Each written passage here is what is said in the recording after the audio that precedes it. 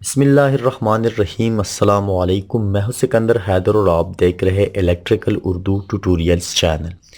दोस्तों, आज की वीडियो में हम बात करेंगे इस स्टेबलाइज़र की पावर वायरिंग के बारे में।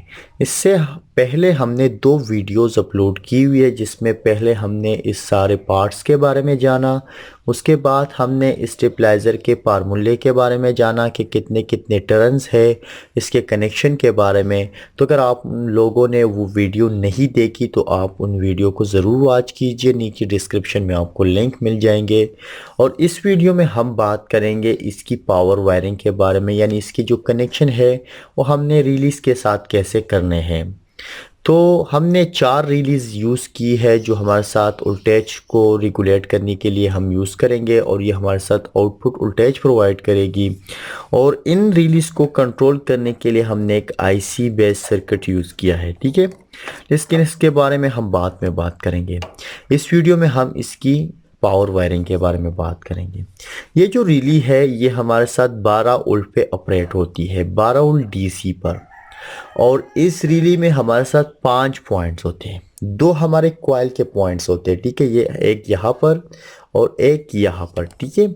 उसके बाद हमारे साथ तीन अलग पॉइंट्स होते हैं, जिसमें ये कॉमन होता है, ये नॉर्मली क्लोज होता है, और ये एक नॉर्मली ओपन पॉइंट है।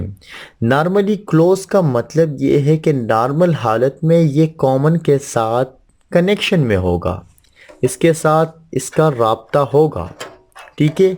नॉर्मली ओपन का मतलब है कि नॉर्मल हालत में यानी ऑफ हालत में इसके बीच इस पॉइंट का राब्ता नहीं होगा।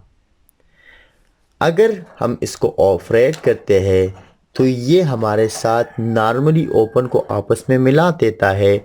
जो इस वक्त हमारे साथ जो एनसी होता है वो ओपन सर्किट होता है, और जो एनओ होता है वो क्लोज सर्किट बन जाता है। लेकिन नॉर्मल हालत में हमारे साथ एनसी जो होता है कॉमन के साथ क्लोज सर्किट होता है, और एनओ नॉर्मली ओपन पॉइंट जो है कॉमन के साथ ओपन सर्किट में रहता है, ठीक है। ये हमारे साथ एक सिंगल फॉल डबल थ्रू रिली है, यानी इसका एक सिंगल फॉल है और ये डबल थ्रू है, ठीक है। अब बात करते हैं इस रिली के बारे में। तो ये रिली 25 एम्पेयर की है, लेकिन ये 25 एम्पेयर तक का लोड नहीं बर्दाश्त कर सकती। आप इससे 15, 16, 17, 18 एम्पेयर तक लोड बर्दाश्त कर सकते हैं, ठीक है।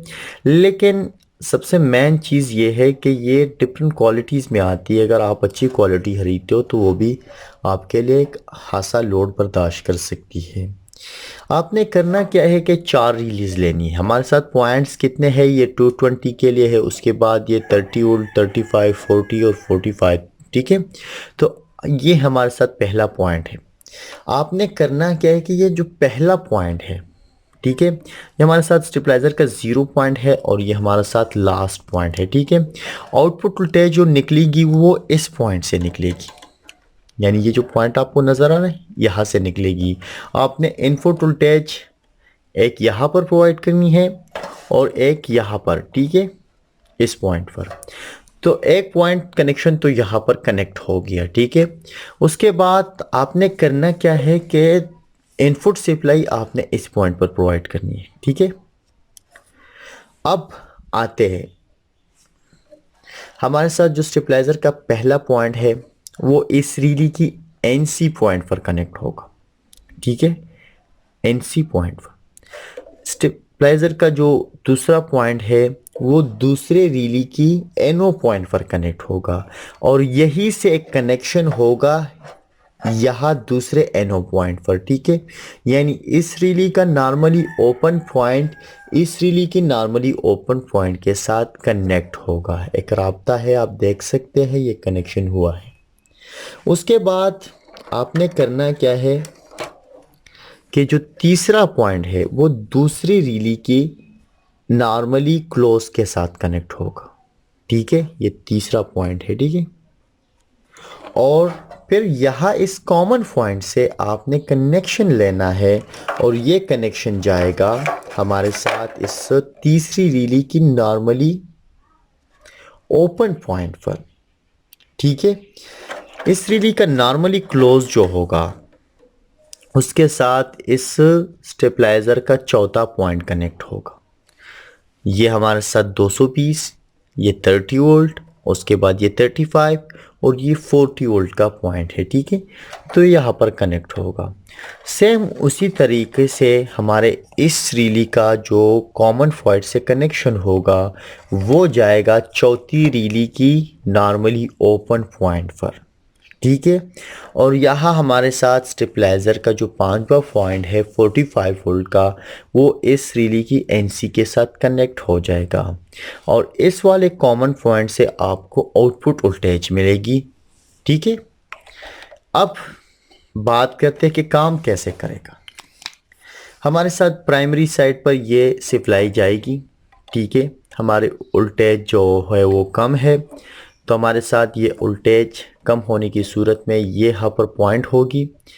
हमारी वोल्टेज अगर 120 आ रही है और यहाँ पर इनपुट जाएगी, तो ये भी हमारे साथ इनपुट है और ये भी इनपुट है, ठीक है। अब आउटपुट जो है एक यहाँ से जाएगा और एक इस पॉइंट से जाएगा, ठीक है। तो एक पॉइंट तो यहाँ हो गया, इनपुट यहाँ पर है। अब हमारी वोल्टेज कम है, ठीक है। अगर वोल्टेज कम है तो ये सारे जो रिलीज है वो ऑफ हालत में है, डी एनर्जाइज है, ठीक है। तो उस सूरत में हमारे साथ ये जो पॉइंट है, ठीक है, नॉर्मली क्लोज है, ठीक है, इसके साथ। तो यहाँ पर सबसे ज़्यादा वोल्ट बन रहे, तो यहाँ से आउटपुट सप्लाई जाएगी। अब अगर हमारे साथ इनपुट सप्लाई थोड़ी ज़्यादा हो गई, ठीक है, तो हमारे साथ ये रिली ऑपरेट हो जाएगी। ये रिली ऑपरेट होने की सूरत में ये पॉइंट जो है वो इसके साथ कनेक्शन बना लेगा, जिसका मतलब है कि यहाँ से आउटपुट अभी नहीं जाएगी, यहाँ से आउटपुट जाएगी। तो यही कनेक्शन यहाँ पर आया है, ठीक है। और यहाँ से फिर क्या हुआ कि ये इसके साथ नॉर्मली क्लोज है, तो इस पॉइंट से हमें आउटपुट वोल्टेज मिलेगी। ये भी आपके साथ यहाँ कनेक्शन हो गया, यानी ये बैठ गया तो इसने कनेक्शन इसके साथ बना दिया ना, इस पॉइंट ने इसके साथ बना दिया।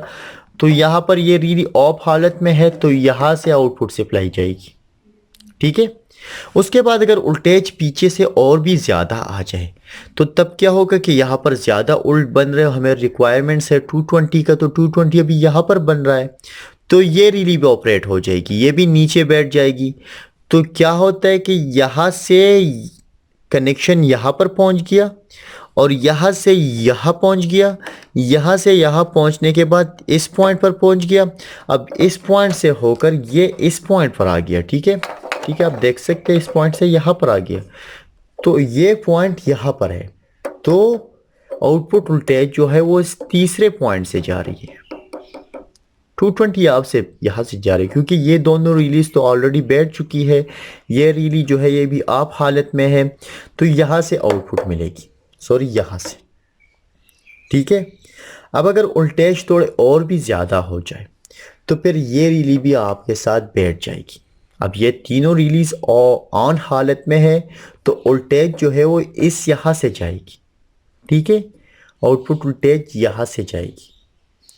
अब यहाँ जाने के बाद, ठीक है, इस पॉइंट से जाने के बाद अगर हमारी इनपुट वोल्टेज और भी ज़्यादा हो जाएगी, ठीक है, तो क्या होगा कि ये जो स्टेबलाइज़र की जो वाइंडिंग है 220 वोल्ट से हमारी इनपुट वोल्टेज हैवी हो गई, ठीक है, ज़्यादा हो गई, तो ये इसकी वाइंडिंग 220 वोल्ट के लिए, तो ये रिली ऑपरेट हो जाएगी, जिससे क्या होगा कि हमारे साथ जो प्राइमरी है वो ही अलग हो जाएगी।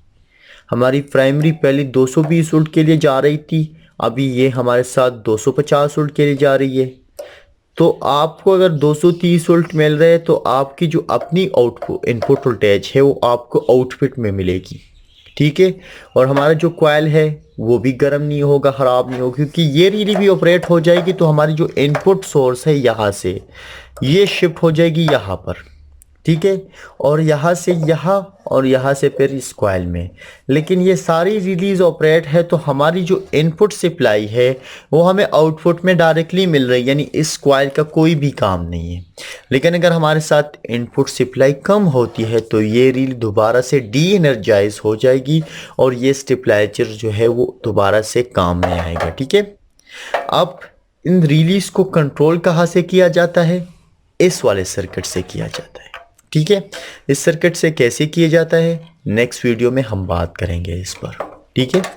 तो इसी के साथ ही आज की वीडियो ट्यूटोरियल ख़त्म होती है। अगर आपको ये वायरिंग समझ नहीं आई तो आप नीचे कमेंट सेक्शन में ज़रूर बता दीजिए। इंशाल्लाह एक डायग्राम बेस वीडियो में बना लूँगा तो उसमें आपको ये सारी चीज़ें आसानी से समझ आ जाएगी। इसी के साथ ही आज की वीडियो ट्यूटोरियल ख़त्म होती है। मज़ीद ट्यूटोरियल के लिए आप हमारे यूट्यूब चैनल को ज़रूर सब्सक्राइब कीजिए। इस वीडियो को लाजमी लाइक और शेयर कीजिए।